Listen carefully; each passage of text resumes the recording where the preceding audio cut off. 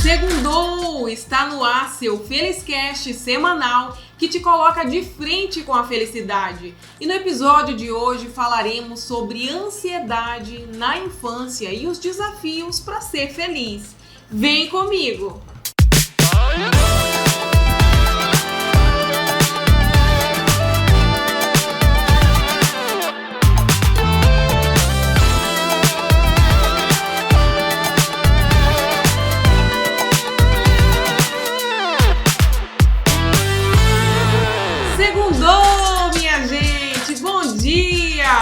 No episódio anterior, a gente falou sobre ansiedade, aprendemos várias dicas para equilibrar e para dominar o nosso corpo diante de sensações de ansiedade.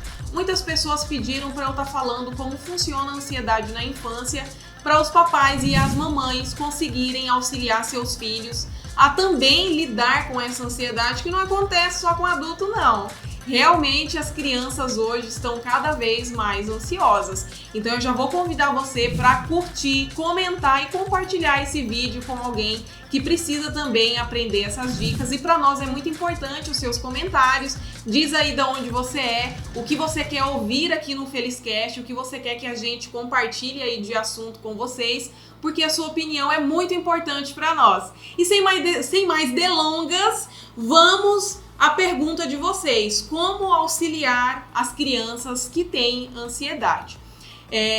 Muito papai e muita mamãe acabam agindo de forma errada diante das crianças com ansiedade. É muito comum a criança ansiosa ela ficar perguntando para o pai o tempo inteiro quando ela sabe que vai a algum lugar. Ela, às vezes, fazer birra em algum ambiente. E aí, o que esses pais eles começam a fazer? Eles evitam falar quando vão sair, deixam para falar que vão sair só perto da situação, às vezes no dia, vai tomar banho que nós vamos passear. Porque se falar antes, a criança fica: pai, é que horas? Pai, é que dia? É hoje? É amanhã? Igual o burrinho do Shrek, né? Quem já assistiu o filme do Shrek? Tem um burrinho lá que é muito ansioso, fica o tempo inteiro: já chegou? Já chegou? Assim são as crianças ansiosas. Imediatista. Elas querem agora, querem neste momento, não têm paciência para conseguir esperar. E muitas vezes o papai, a mamãe, o cuidador acaba contribuindo para que essa ansiedade ela fique cada vez mais elevada, quando você evita de colocar ele, de expor ele em situações de ansiedade. Tá? E aí o que você faz? Você evita contar, você conta só ali na hora, no momento, no dia da situação acontecer. Toda vez que não dá para você fazer isso, que essa criança de última hora, de emergência, vai precisar sair, vai ter que se realizar alguma atividade na escola, vai ter um passeio em família, e para ela aquilo é novo. Ela vai se comportar de uma forma que vai fazer com que você fique muitas vezes envergonhado diante dos familiares, diante da sociedade, diante dos profissionais ali da escola que seu filho está inserido. Por quê? Porque é novo, tá? É a mesma dica que eu dei para vocês aí, adultos. Quando a gente evita, a gente não aprende a lidar. A criança, principalmente. A criança, ela tá em fase de desenvolvimento e ela está aprendendo a se comportar. Ela está aprendendo aquilo que é saudável, aquilo que é legal de fazer e aquilo que não é legal de fazer. E aí, quando ela faz algumas coisas que não são legais, e você evita colocar ela em situações que possa desencadear aquele comportamento porque não é legal, ela não está aprendendo que aquilo não é legal. Você só está evitando que aquilo aconteça. Mas quando ela for exposta, ela vai se comportar exatamente daquela forma que você não gostaria que ela se comportasse. E aí tem pais que fazem isso, não é de propósito, é porque é horrível ver o filho da gente sofrendo. É horrível ver o filho da gente angustiado, passando mal. É muito comum, algo que eu vejo muito assim na área clínica infantil, pais falarem assim: Karina, eu vou levar meu filho na escola, tá tudo bem, e aí chega no portão da escola: ai, minha barriga tá doendo, acho que eu tô passando mal, mãe, eu não tô muito bem, eu preciso ir embora, eu quero ficar em casa hoje, deixa eu ficar em casa hoje. Ou às vezes começa a passar mal em casa mesmo, antes de ir pra escola. Por quê? Qual que é o primeiro ambiente que começa a exigir dessa criança compromisso, responsabilidade, lidar com as regras, né, imposição de limites. Não que lá na casa de vocês não tenha isso, claro que tem. Mas lá na escola, isso é muito mais cobrado, até porque é um ambiente compartilhado por várias pessoas, por várias crianças, e isso tem que ser bem estabelecido para que esse ambiente ele seja funcional. Então a criança, ela não tem aquela liberdade que ela tem lá na sua casa, que ela fala assim para você: ah, mamãe, daqui a pouco eu vou tomar banho. Ah, mamãe, deixa eu ficar só mais um pouquinho assistindo a televisão. Não, não tem isso, é agora, é hora do lanche, é hora do lanche. É hora da educação física, é hora da educação física. É hora de voltar para a sala, é hora de voltar para a sala. Não tem essa flexibilização que tem aí na casa de vocês. Então, por isso, para a criança, muitas vezes ela vai começar a apresentar esses sinais de ansiedade relacionada ao ambiente escolar. Uma apresentação, que Dia dos Pais, Dias das Mães, né, fim de ano, que é muito comum acontecer nas escolas. E aí essa criança ela pode ficar nervosa, ela pode não querer, né, ir participar. Tem pais que às vezes acabam obrigando a criança a participar. Precisa ser conversado com essa criança para ela identificar o porquê que isso está acontecendo. Geralmente quando essa criança ela está dizendo: estou passando mal, não quero ir para a escola e está tudo bem, já foi no pediatra, tá tudo certo, é uma sintomatologia de ansiedade. É uma sintomatologia de: uou, esse lugar tá enchendo o saco, tá me cobrando um monte de coisa, a prova é difícil, a professora é chata. Ô, filho, a vida, a gente vai crescendo, as responsabilidades vão aumentando, não tem como fugir disso não, né? Você vai ficar lá tantas horas, tal hora eu tô voltando aqui pra te buscar e tá tudo bem. E aí quando a gente fala de criança, porque não é igual adulto, que a gente tem essa consciência do porquê esse comportamento ocorre, como fazer para controlar, para equilibrar isso, então a gente precisa usar alguns recursos, alguns métodos para que a gente possa auxiliar eles de uma forma mais adequada. E aí dentro da psicologia a gente usa muito o reforço positivo e o reforço negativo. E aí eu pergunto para vocês: o que é que você faz quando o seu filho não vai para a escola porque ele está com ansiedade? Geralmente, eu fiquei com dó, né? Ele estava cansado, realmente, tadinho. Ele fez até ânsia de vômito. E aí ele voltou para casa, ele passou o dia assistindo televisão, ele passou o dia jogando, passou o dia usando o celular. Aí, no outro dia ele passou mal de novo. E no outro dia de novo, e na semana que vem de novo. O que aconteceu? O seu filho não foi para a escola porque ele está ansioso com as exigências que esse ambiente está trazendo para ele, ou ele pode estar ansioso com as relações sociais que ele está tendo dificuldade para estabelecer, né, com a forma com a qual os coleguinhas veem, a dificuldade de formar laços, fazer amizades, tudo isso pode estar desencadeando ansiedade nele. E aí quando ele volta para casa e nada muda, você está reforçando o comportamento dele sem querer, de que ele continue se comportando dessa forma. Não é dar uma pisa não, né? Não é assim que a gente vai resolver, mas olha filho, você não tá muito bem, né? Você não ficou na escola porque você tá dodói, a barriguinha tá doendo. Então, vamos ficar deitadinho hoje, né? Vamos lá pro seu quarto, hoje você vai repousar. Quando a comidinha, vou guardar o seu telefone, porque quando a gente não tá bem, fica ali na tela, excesso de tela pode doer a sua cabecinha. Então, como você não foi na escola, eu quero que você descanse. Hoje você vai descansar. E aí a criança, ela vai ficar privado daquilo que ela teria se ela tivesse ido para a escola e tivesse cumprido com a agenda de forma regular, tá? Isso é muito importante, papai, mamãe, dessa criança aprender.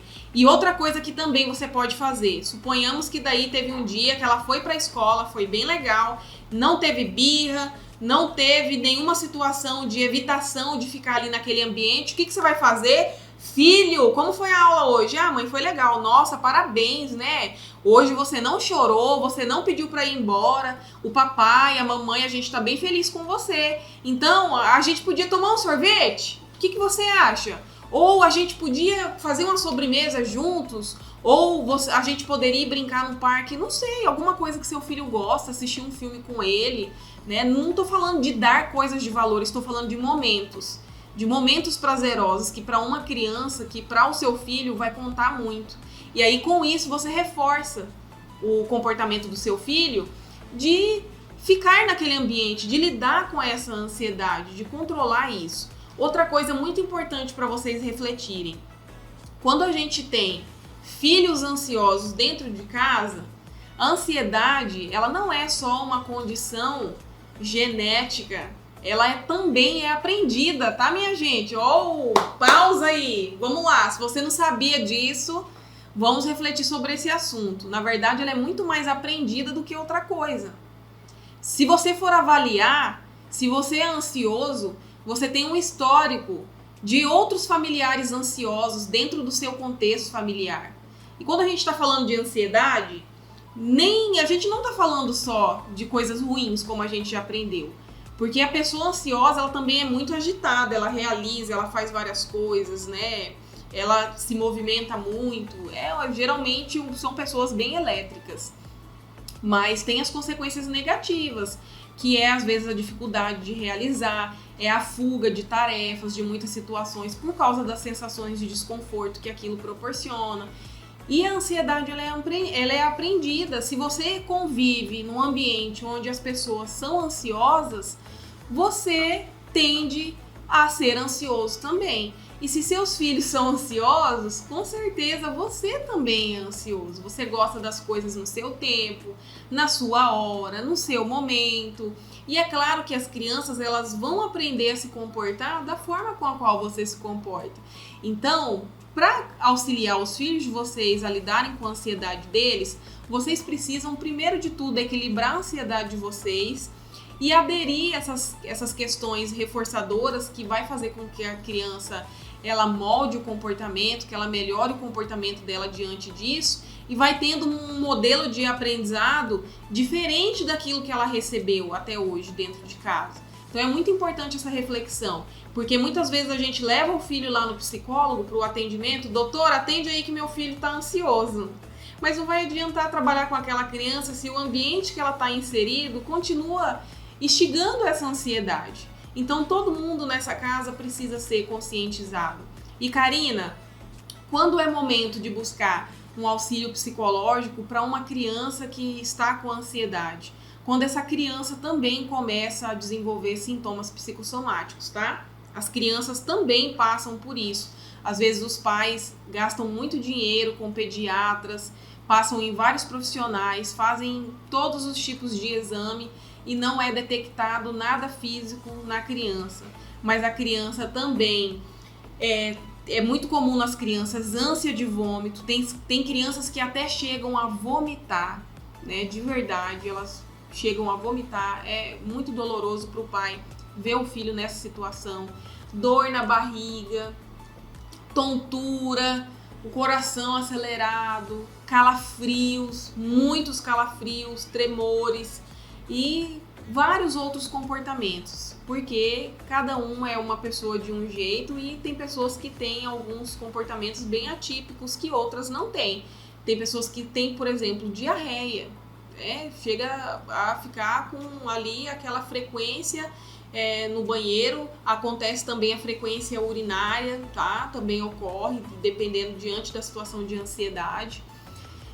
Então cada um é de um jeito. Então se você observa que seu filho está com a repetição aí de sintomatologias, que você já está tentando, já orientou e não está surtindo efeito, com certeza vai ser muito importante o auxílio de um profissional para auxiliar tanto a criança quanto você, pai e mãe, de como lidar com isso, tá bom? Então tem jeito de controlar, de cuidar dessa ansiedade aí dos pequeninos também. E é muito importante a gente falar sobre isso, porque a gente está numa era onde todo mundo é muito ansioso. Todo mundo está sempre correndo contra o tempo, está sempre querendo chegar em algum lugar.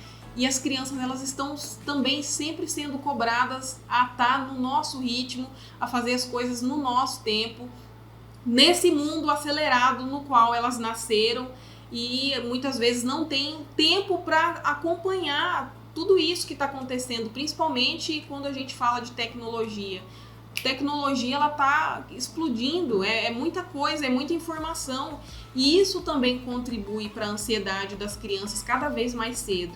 Fala aí para mim, você que é papai e mamãe, que tem aí um filho de 3, vamos colocar aí idades iniciais, até 5 anos. Essa criança, ela já conhece alguma tecnologia? Eu tenho certeza que até antes disso, vou diminuir aí 1 ano, vou diminuir 9 meses, 3 meses. Eu já cansei de ver bebezinho ali com a telinha do telefone do pai e da mãe, ganhando tablet antes de 1 ano de idade, porque para o pai é cômodo. Enquanto a criança tá ali naquele universo, ela fica tranquila, Karina. Nossa, eu esqueço que eu tenho um filho em casa. Mas aquilo vai contribuir para situações de ansiedade, para esse aumento exacerbado da ansiedade no dia a dia dela. Criança tem que ser criança. Criança tem que brincar, criança tem que se sujar, criança tem que fazer bagunça, porque só se é criança uma vez. Depois que a gente cresce, que tá nesse corpo aqui, é daqui para mais responsabilidades, para vida chata mesmo, compromisso, responsabilidade. E as crianças, elas já estão crescendo e entrando nessa vida de compromisso, responsabilidade, né? E ali enquadradinho. Então a gente precisa cuidar disso. Então você aí de casa tem um papel muito importante para com os filhos de vocês. Então eu espero que essa dica ela tenha contribuído, e caso você perceba esse sinalzinho de alerta aí, essa frequência, essa intensidade no comportamento do seu filho, isso quer dizer que é momento de buscar um auxílio profissional para que tanto você quanto eles tenham maiores experiências de felicidade aí no dia a dia de vocês. Esse foi o Feliscast de hoje.